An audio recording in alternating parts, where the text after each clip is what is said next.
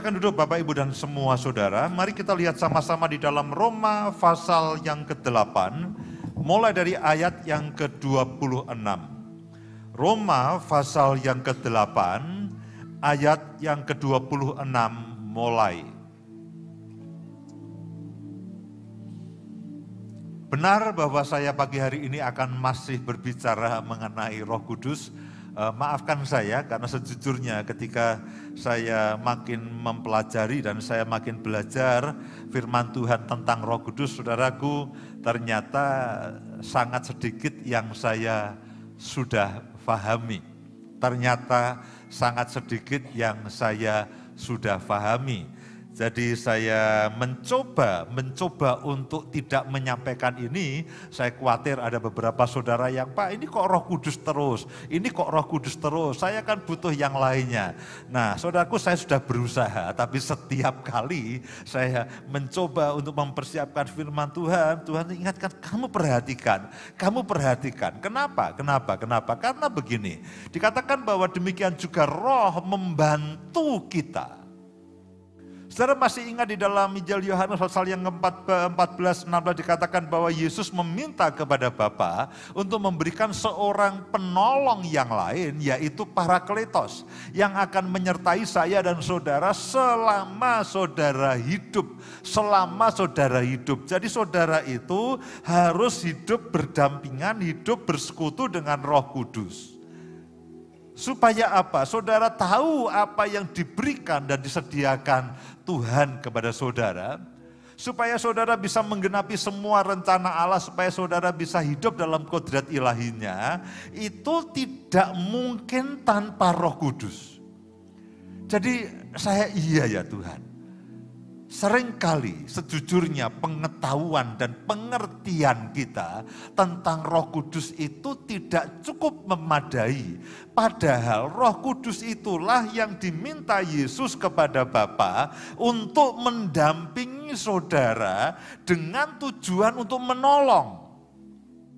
Untuk menolong supaya apa? Supaya hidup saudara dan saya itu sesuai dengan hidup yang ditentukan oleh Tuhan Yesus. Sesuai dengan kodrat ilahinya.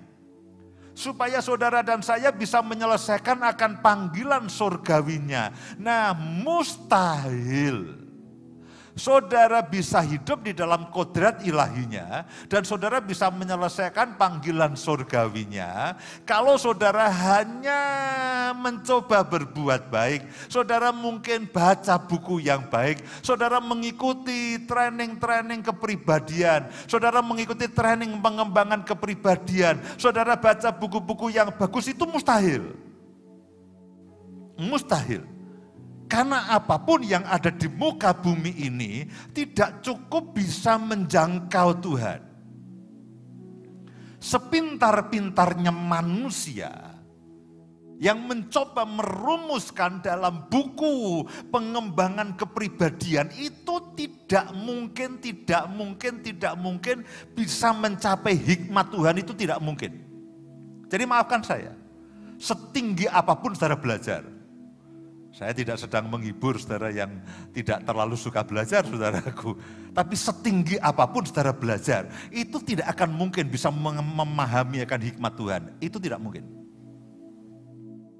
Orang sepandai apapun, kalau dia hanya mengandalkan akan kepandaiannya, itu tidak mungkin bisa hidup di dalam kodrat ilahi sepenuhnya. Mungkin dia bisa menggenapi beberapa hal, tapi dalam kodrat ilahi sepenuhnya itu tidak mungkin. Orang sehebat apapun dengan kemampuan yang ajaib, itu tidak mungkin bisa menggenapi akan panggilan surgawinya Tuhan, itu tidak mungkin.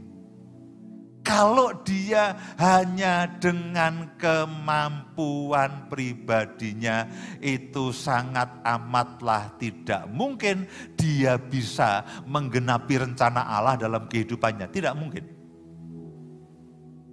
Hanya satu yang bisa menolong. Apa? Roh Kudus. Karena hanya Roh Kuduslah yang mengerti apa yang ada di dalam pikiran Bapa, yang mengerti apa yang ada di dalam pikiran Yesus. Jadi saudara akan semakin tahu bahwa saudara harus hidup dalam persekutuan yang karib, persekutuan yang intim. Saudara harus terus berkomunikasi dengan Roh Kudus. Saudara harus menyadari kehadiran Roh Kudus dalam hidup saudara. Yang sudah ada dalam hidup saudara ketika saudara menjadi percaya kepada Yesus, itu Roh Kudus saat itu juga hadir di dalam dengan segala kepenuhannya dalam hidup saudara dan saya. Dia langsung memeteraikan, dia langsung menjadi jaminan dalam kehidupan saudara sampai saudara menerima segala sesuatunya, dan dia langsung berfungsi sebagai parakletos, yaitu penolong. Jadi Pak, berarti ini sangat penting memang saudaraku, bahwa ini memang sangat amat penting. Sebelum Roma pasal yang ke-8 ayat 26. Saya akan tunjukkan 1 Korintus pasal yang kedua, ganti ayat. 1 Korintus pasal yang kedua ayat yang ke-9. Perhatikan baik-baik, perhatikan baik-baik. 1 Korintus pasal yang kedua ayat yang ke-9. Tetapi seperti ada tertulis, apa yang tidak pernah dilihat oleh mata dan tidak pernah didengar oleh telinga dan yang tidak pernah timbul dalam hati manusia, semua yang disediakan Allah untuk mereka yang mengasihi Dia. Jadi yang disediakan Tuhan itu tidak pernah muncul di dalam benak manusia paling pintar sekalipun. Apa yang disediakan Allah bagi saudara dan saya itu tidak pernah dilihat oleh mata, oleh seluruh orang yang ada di muka bumi ini, dan seluruh orang yang ada di muka bumi ini tidak pernah mendengarnya dan tidak pernah timbul di dalam hati manusia. Sesaleh apapun hidup manusia itu, dalam hatinya itu seandainya dia mencoba mencari, itu tidak akan mungkin bisa memahami apa yang disediakan Allah untuk saudara dan saya. Itu tidak mungkin. Alkitab sudah mengatakan, sepandai-pandainya manusia, sesaleh-salehnya manusia yang ada di muka bumi ini, tidak mungkin bisa melihat, tidak mungkin bisa mendengar, tidak bisa mungkin menangkap dalam hatinya apa yang disediakan Allah bagi saudara dan saya. Tidak mungkin. Ayat yang ke-10. Karena kepada kita Allah telah menyatakannya oleh siapa? Oleh Roh Kudus. Sebab Roh menyelidiki segala sesuatu, bahkan hal-hal yang tersembunyi dalam diri Allah. Ayat yang ke-11. Siapa gerangan di antara manusia yang tahu apa yang terdapat dalam diri manusia selain roh manusia sendiri yang ada di dalam dia. Demikian pula lah tidak ada orang yang tahu apa yang terdapat dalam diri Allah selain roh Allah. Kita tidak menerima roh dunia, tetapi roh yang berasal dari Allah. Katakan sama-sama bersama dengan saya. 1, 2, 3. Supaya kita tahu apa yang dikaruniakan Allah kepada kita. Siapa yang tahu? Apa yang Tuhan sediakan untuk kita itu siapa yang tahu? Cerdik pandai tidak pernah bisa mengetahuinya. Orang paling saleh, sesaleh-salehnya apapun, itu tidak bisa memahaminya. Hanya Roh Kudus yang tahu.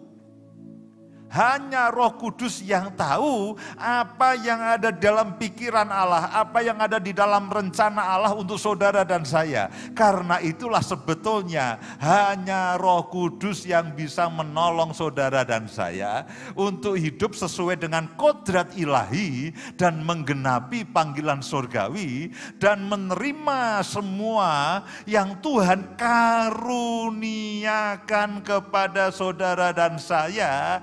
Jadi bisa dikatakan bahwa Roh Kudus itu adalah teman sekutu kita yang paling utama dalam kehidupan kita.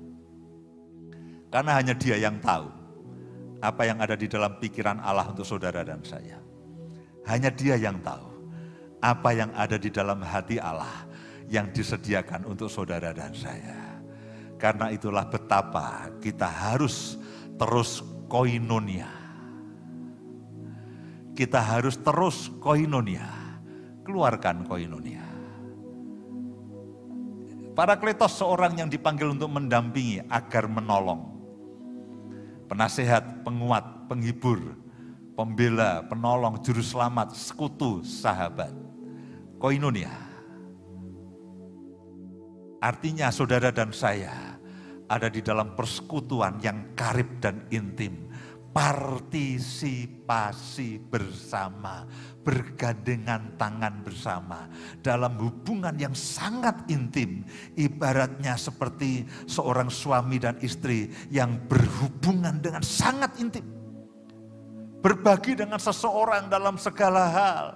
Pikiran, kehendak, perasaan, rencana, seorang sahabat karib. Jadi teman curhat, teman saudara dan saya minta tolong. Saudara bahkan dalam tanda kutip saudara seandainya, aduh berat sekali hidup ini. Seandainya saudara harus mengeluh, seandainya mengeluhlah kepada Roh Kudus. Aduh Roh Kudus, aku capek. Kenapa?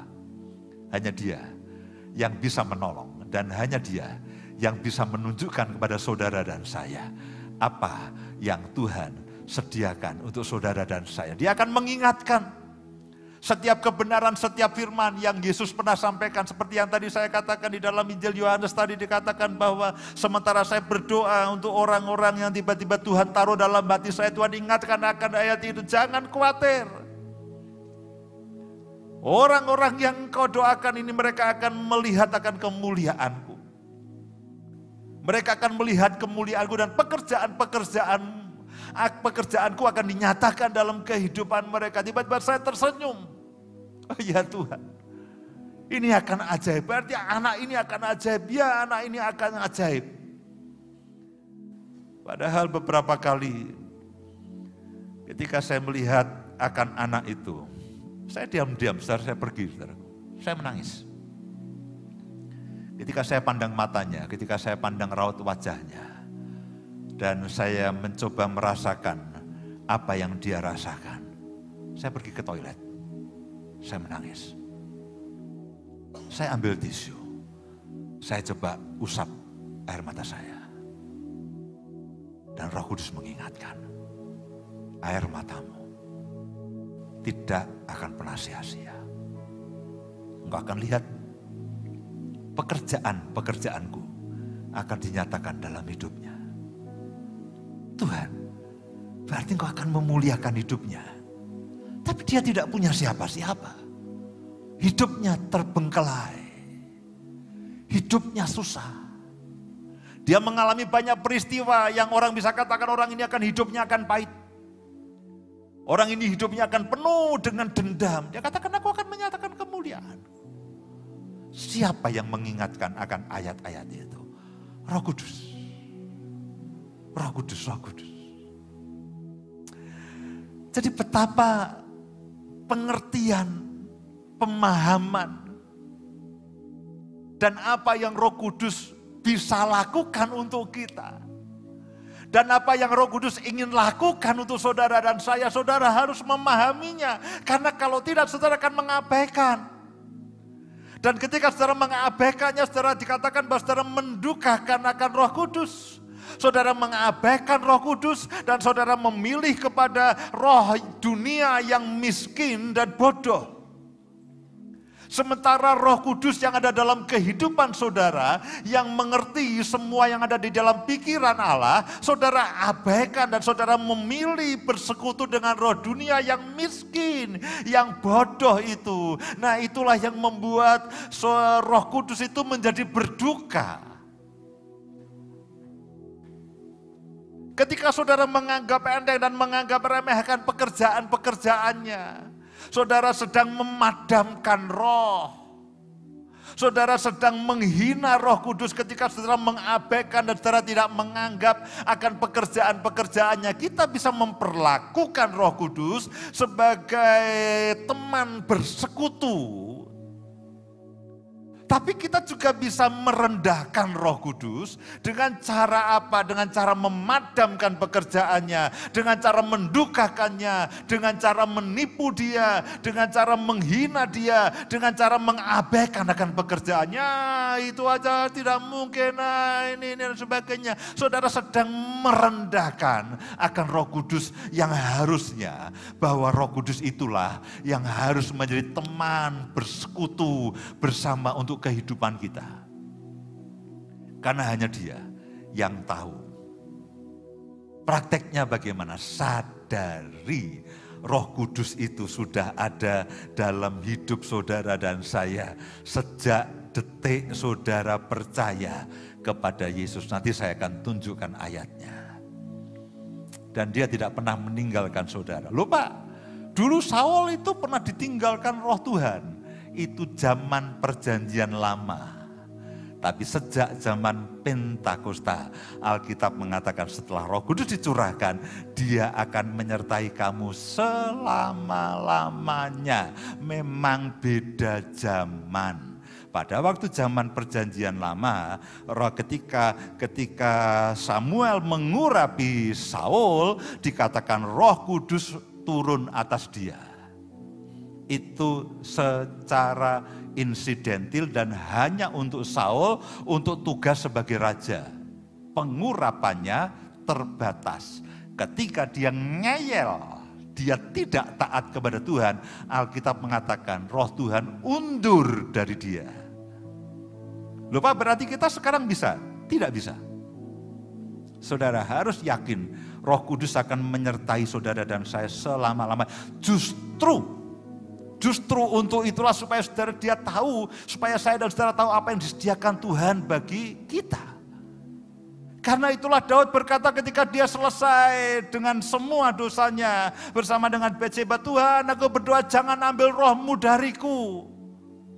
Kenapa? Dia melihat pengalaman Saul. Jangan ambil rohmu dariku. Kadang-kadang kalau kita menyanyikan lagu itu kita terharu luar biasa. Ya sekedar untuk mengingatkan betul. Tapi ya itu sebetulnya tidak terjadi lagi dalam kehidupan saudara dan saya. Karena Roh Kudus itu ditugaskan oleh Bapa atas permintaan Yesus untuk menyertai saudara dan saya selama-lamanya. Supaya apa? Saudara dan saya tahu apa yang saudara dan saya harus terima daripada Tuhan.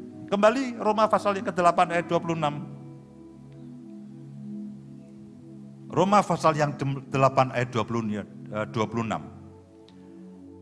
Demikian juga Roh membantu kita. Tema khotbah saya adalah doa Roh Kudus.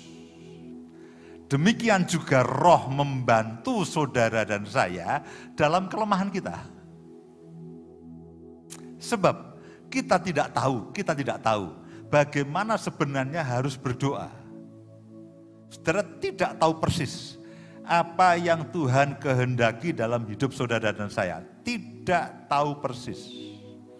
Pak Kristono tidak tahu persis apa yang Tuhan kehendaki dalam kehidupannya. Oh meskipun dia, Pak saya bisa belajar enggak? Ya mungkin baik belajar, tapi tidak akan pernah bisa tahu persis. Kita tidak tahu bagaimana sebenarnya harus berdoa. Tetapi Roh sendiri berdoa untuk kita. Kepada Allah dengan keluhan-keluhan yang tidak terucapkan. Kenapa? Dengan satu ungkapan yang tidak terkatakan karena dengan penuh perasaan. Sampai tidak terkatakan.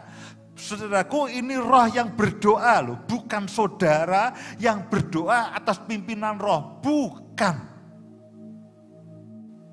Jadi Roh Kudus itu saking saya bilang Roh Kudus itu punya beban mental dalam tanda kutip. Dia akan ditugaskan Bapak, engkau harus menolong ini Ibu Indah ini. Supaya Bu Indah itu menggenapi kodrat ilahi dan panggilan surgawinya. Nah saking Roh Kudus itu harus memastikan Dia, Roh Kudus itu akan berdoa untuk Ibu Indah. Meskipun Bu Indah tidak sedang berdoa. Dia sedang tidur, dia sedang jalan-jalan, dia sedang makan mie Jowo. Itu Roh Kudus berdoa. Alih-alih Roh Kudus ngicipi mie Jowonya, dia berdoa. Loh itu Roh Kudus. Loh Pak sampai segitunya? Loh iya. Sampai segitunya? Iya. Kenapa? Karena Roh Kudus itu ditugaskan Bapa. Roh Kudus, kamu harus menolong anak-anakku ini supaya anak-anakku ini mendapatkan semua bagian yang memang aku sediakan bagi dia. Sedangkan mereka tidak ngerti. Hanya kamu Roh Kudus yang ngerti apa yang ada di dalam pikiranku dan hatiku untuk anak-anakku. Itu hanya Roh Kudus seperti yang tadi kita baca di dalam 1 Korintus tadi kan. Roh Kudus yang tahu. Yang terus berdoa untuk kita. Karena supaya apa? Kita menerima apa yang Tuhan sediakan. Karena saudara tidak sepenuhnya mengerti apa yang harus saudara minta. Kalau saya tanya, Pak Isra, kamu pernah kepikiran enggak bahwa kamu pengen diberkati lebih? Pernah dong? Seberapa batasnya? Pak, tak terbatas. Bukankah Tuhan kita tak terbatas? Cuman seberapa batasnya? Ya kalau bisa ya sakpol-pole. Hanya Roh Kudus yang tahu. Ketetapan yang Tuhan sediakan untuk Pak Isra. Pak Isra tidak bisa melebihi apa yang Tuhan sudah tetapkan. Karena itulah yang terbaik. Karena itulah yang terbaik. Karena itulah yang terbaik. Karena kita tidak tahu. Lalu ayat yang ke-27. Dan Allah yang menyelidiki hati nurani mengetahui maksud roh itu bahwa ia sesuai dengan kehendak Allah berdoa untuk orang-orang kudus. Yang ayat 26 tadi kembali sebentar. Dikatakan dia membantu kita dalam kelemahan kita. Kelemahan saudara dan saya adalah tidak tahu apa yang Tuhan sediakan bagi kita dan saudara itu kelemahan kita, itu keterbatasan kita. Ayat yang ke-27 dikatakan bahwa dan Allah yang menyelidiki hati nurani mengetahui maksud Roh Kudus itu, yaitu bahwa Roh Kudus sesuai dengan kehendak Allah berdoa untuk orang-orang kudus. Saudara bisa bayangkan kenyataan ini. Roh Kudus berdoa untuk saudara dan saya sesuai dengan kehendak Allah. Jadi pokok doa yang Roh Kudus doakan untuk saudara dan saya adalah kehendak Allah. Itu pokok doanya. Tidak ada yang lebih tepat daripada itu. Karena itulah ayat 28, ayat yang sangat terkenal. Kita tahu sekarang bahwa Allah turut bekerja dalam segala sesuatu untuk mendatangkan kebaikan bagi mereka yang mengasihi Dia, bagi mereka yang terpanggil sesuai dengan rencana Allah. Kenapa? Karena ada Roh Kudus yang ada dalam hidup saudara. Itu tidak time out, tidak healing, tidak lalu break sebentar. Tapi Roh Kudus itu selalu berdoa untuk saudara dan saya. Dan pokok doanya adalah kehendak Allah untuk Pak Edi. Didoakan untuk Pak Edi. Kehendak Allah untuk Pak Samuel. Roh Kudus mendoakan kehendak Allah untuk Pak Samuel. Kehendak Allah untuk setiap saudara. Jadi itu Roh Kudus itu berdoa secara personal di dalam hidup saudara supaya kehendak Allah dalam kehidupan saudara itu digenapi. Itulah penolong yang kita punya itu sampai segitunya, saudaraku. Sampai segitunya. Kadang-kadang tidak terbayang. Kadang-kadang tidak terbayang. Tapi itulah yang terjadi. Sampai segitunya. Ajaib. Ajaib, ajaib, ajaib.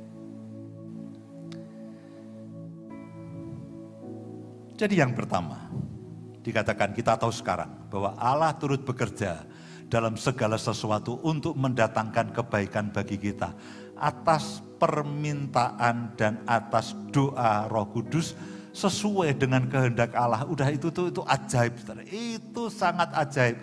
Saya berharap saudara dan saya menyadari itu sehingga saudara akan sangat intim bergaul karib dengan Roh Kudus. Bukan hanya itu.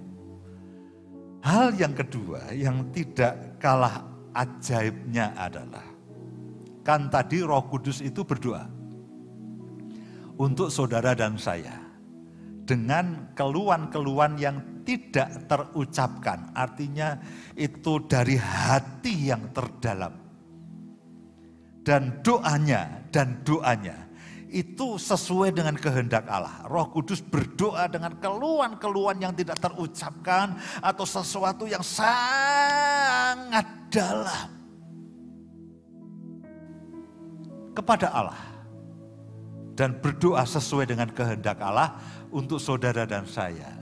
Yang ajaib berikutnya saudaraku.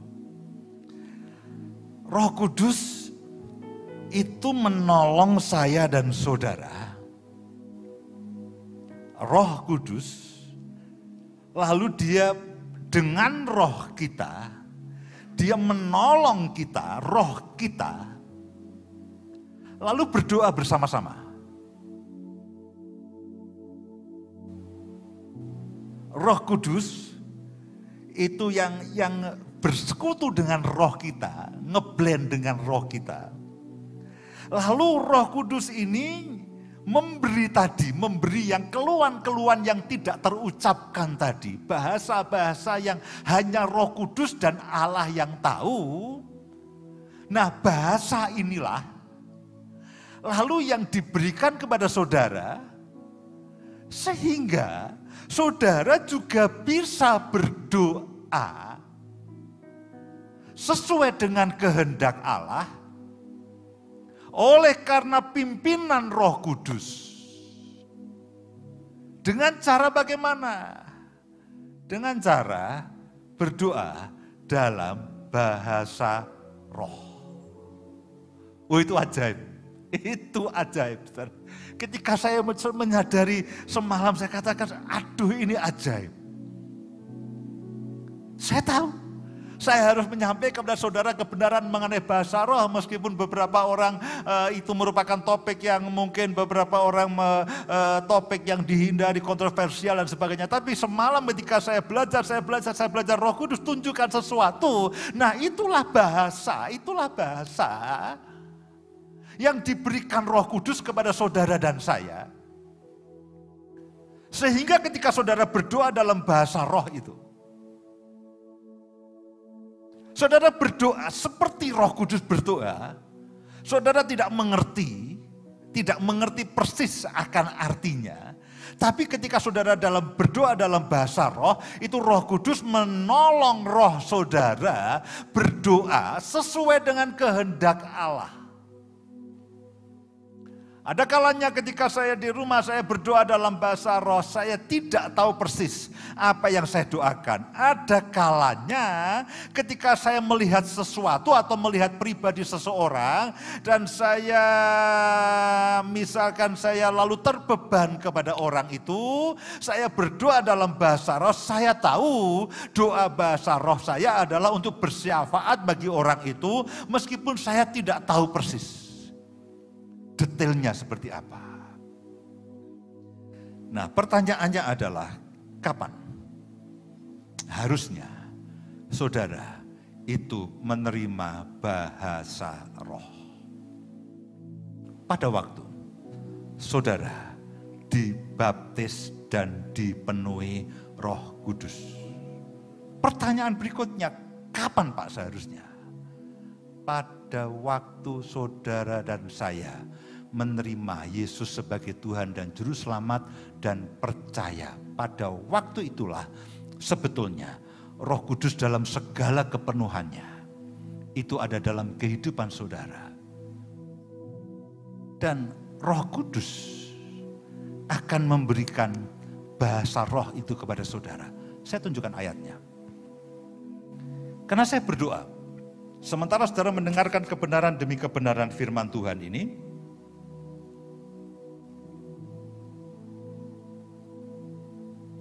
Kisah Para Rasul pasal yang pertama ayat yang kelima. Ini adalah peristiwa Pentakosta. Kisah Para Rasul pasal yang pertama ayat yang kelima, sebab Yohanes membaptis dengan air.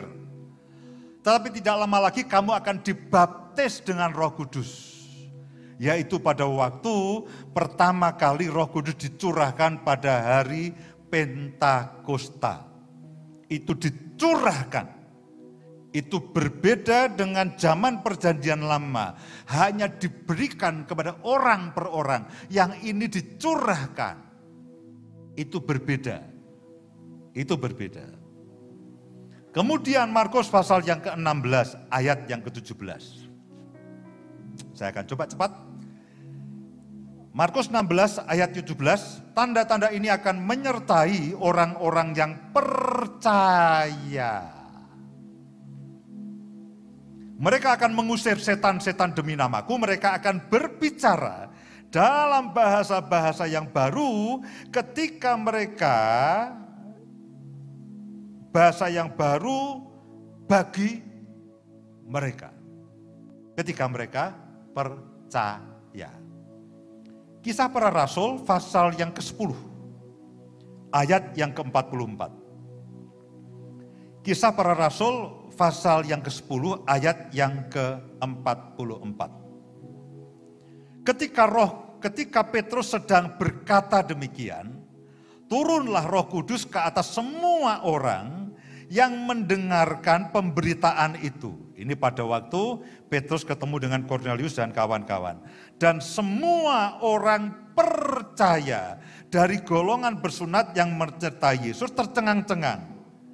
Karena mereka melihat bahwa karunia Roh Kudus dicurahkan ke atas bangsa-bangsa lain juga. Sebab mereka mendengar orang-orang itu berkata-kata dalam bahasa roh lalu dan memuliakan Allah.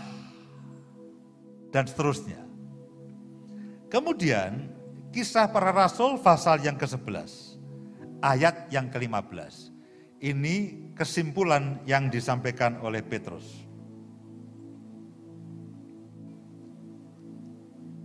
Dan ketika aku mulai berbicara, turunlah Roh Kudus ke atas mereka sama seperti dahulu ke atas kita. Maka teringatlah aku akan perkataan Tuhan. Yohanes membaptis dengan air, tetapi kamu akan dibaptis dengan Roh Kudus. Dipenuhi dengan Roh Kudus. Jadi jika Allah memberikan karunia-Nya kepada mereka sama seperti kita, pada waktu kita mulai percaya kepada Yesus Kristus, bagaimanakah mungkin aku mencegah dia? Saudaraku, ketidakmengertian dan ketidakjelasan membuat kita jadi tidak tahu bahwa sebetulnya begitu kita percaya, itu Roh Kudus turun ke atas saudara dan saya. Dan sebetulnya dengan segala kepenuhannya dan segala karunia-Nya, termasuk bahasa roh. Termasuk bahasa roh, itu menyertai saudara dan saya. Termasuk bahasa roh, itu menyertai saudara dan saya. Kisah Rasul pasal yang kedua ayat yang keempat. Kisah Rasul pasal yang kedua ayat yang keempat. Maka penuhlah mereka dengan Roh Kudus, lalu mereka mulai berkata-kata dalam bahasa-bahasa lain seperti yang diberikan oleh roh itu kepada mereka untuk mengatakannya. Kenapa Roh Kudus memberikan bahasa roh kepada saudara dan saya begitu kita percaya? Karena bahasa roh oleh pimpinan Roh Kudus inilah yang akan menolong saudara, dan saya di dalam menjalani kehidupan iman kita dan membuat saudara memenuhi seluruh rencana Allah dalam kehidupan saudara dan saya. Bahasa yang sama yang digunakan Roh Kudus untuk berdoa, bahasa itulah yang diberikan Roh Kudus kepada saya dan saudara juga untuk berdoa. Kapan itu terjadi? Pada waktu saudara dibaptis Roh Kudus, dipenuhi Roh Kudus. Kapan itu terjadi? Pada waktu saudara mulai percaya. Di dalam Alkitab ada beberapa kasus yang berbeda. Karena memang Kisah Para Rasul itu adalah masa transisi. Mereka baru saja sampai kepada ujung daripada perjanjian lama, lalu masuk ke dalam perjanjian baru. Nah, ada masa transisi di mana orang-orang ketika mereka mulai bertobat, mereka tidak mengerti tentang Roh Kudus. Sehingga Petrus atau Paulus mendoakan lagi. Jadi yang membedakan adalah pengertiannya. Mari saya tunjukkan dengan cepat sebelum kita selesaikan. Yosua pernah menghentikan matahari, seandainya saya bisa menghentikan waktu. Oke, beberapa kasus saudaraku. Kisah Para Rasul pasal yang ke-8. Saya akan cepat ya, tolong bagian multimedia akan saya ajak cepat. Kisah Para Rasul pasal yang ke-8 ayat yang ke-14. Ini beberapa kasus di mana antara orang percaya lalu ada jarak dengan dibaptis Roh Kudus. Kisah Para Rasul pasal yang ke-8 ayat yang ke-14. Ketika rasul-rasul di Yerusalem mendengar bahwa tanah Samaria telah menerima firman Allah, mereka mengutus Petrus dan Yohanes ke situ. Setibanya di situ kedua rasul itu berdoa supaya orang-orang Samaria itu beroleh Roh Kudus. Sebab Roh Kudus belum turun ke atas seorang pun di antara mereka, karena mereka hanya dibaptis dalam nama Tuhan Yesus. Kemudian keduanya mereka menumpangkan tangan ke atas mereka, lalu mereka menerima Roh Kudus. Pada waktu itu mereka belum mengerti sepenuhnya mengenai Roh Kudus. Saudara dibaptis dalam nama Allah Bapa, Allah Anak dan Allah Roh Kudus. Pada waktu itu mereka dibaptis hanya dalam nama Tuhan Yesus. Dan mereka pemahaman mereka tentang Roh Kudus mereka belum utuh, sama seperti mungkin kebanyakan kita. Pada waktu kita kita percaya, kita terima baptisan air, lalu kita pada waktu itu belum paham sepenuhnya, lalu kita harus dilayani baptisan Roh Kudus. Padahal sebetulnya Alkitab mengatakan ketika mereka mulai percaya, Tuhan memberikan Roh Kudusnya dan memberikan karunia-Nya kepada mereka, termasuk bahasa roh.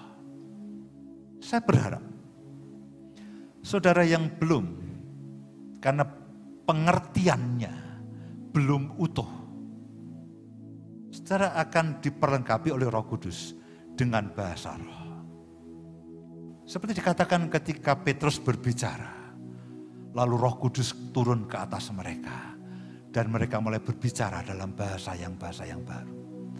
Saya akan benar-benar bergantung sepenuhnya kepada Roh Kudus.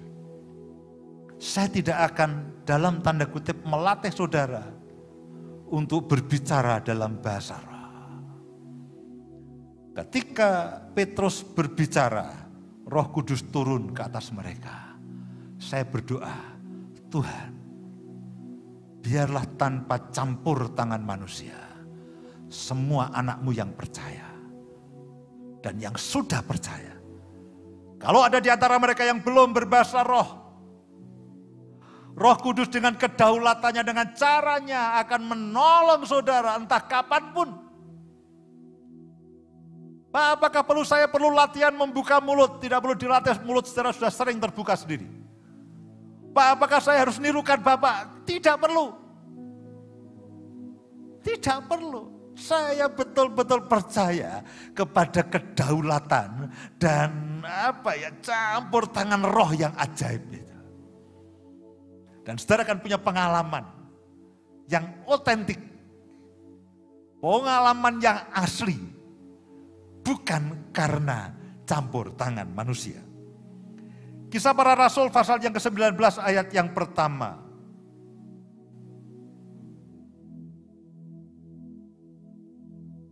Ketika Apolos masih di Korintus, Paulus sudah menjelajah daerah-daerah pedalaman dan tiba di Efesus. Di situ didapatinya beberapa orang murid. Katanya kepada mereka, sudahkah kamu menerima Roh Kudus ketika kamu menjadi percaya? Loh Pak, ini kan sudah percaya. Tapi kenapa mereka tidak terima Roh Kudus? Perhatikan berikutnya. Akan tetapi mereka menjawab dia, belum, bahkan kami belum pernah mendengar bahwa ada Roh Kudus. Jadi ketidakmengertian itulah yang menjadi penghambat. Ketidakpengertian itu seringkali menghambat akan kenyataan yang seharusnya terjadi. Paulus bertanya, sudahkah kamu menerima Roh Kudus ketika kamu menjadi percaya? Dengan kata lain, sebetulnya pada waktu kamu percaya, kamu menerima Roh Kudus.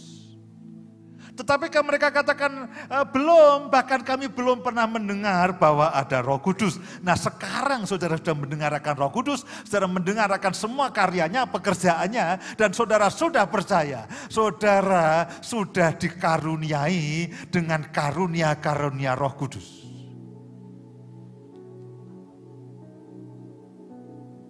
Lalu kata Paulus kepada mereka, kalau begitu dengan baptisan manakah kamu telah dibaptis? Jawab mereka, dengan baptisan Yohanes. Baptisan pertobatan itu. Kata Paulus, baptisan Yohanes adalah pembaptisan orang yang telah bertobat. Dan ia berkata kepada orang banyak bahwa mereka harus percaya kepada Yesus yang datang kemudian daripadanya, yaitu Yesus. Ketika mereka mendengar hal itu, mereka memberi diri mereka dibaptis dalam nama Tuhan Yesus. Dan ketika Paulus menumpangkan tangan di atas mereka, turunlah Roh Kudus ke atas mereka. Dan mulailah mereka berkata-kata dalam bahasa roh dan bernubuat. Itulah yang terjadi. Jadi tanda awal ketika saudara dipenuhi Roh Kudus adalah berbahasa roh ini. Tapi jangan dibalik. Kamu belum bahasa roh, berarti kamu belum penuh Roh Kudus. Karena pengertian, kadang-kadang iman kita berbeda-beda. Saudara tidak perlu terintimidasi. Kalau Pak saya angel itu Pak, berbahasa roh. Tenang saja. Bukan berarti kalau saudara belum berbahasa roh. Lalu saudara, Pak, berarti kamu belum dipenuhi Roh Kudus. Tidak, saudara. Tidak.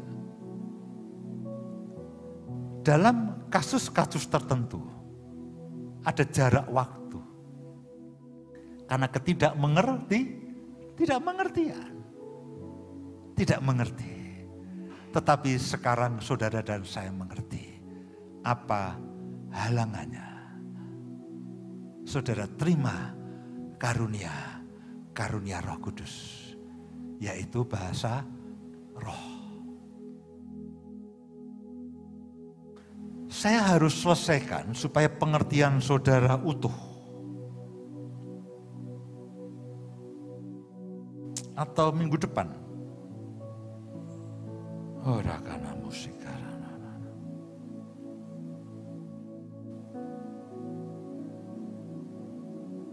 Majulah. Rakana musika. 1 Korintus pasal yang ke-14. Saya akan bacakan beberapa ayat dengan cepat.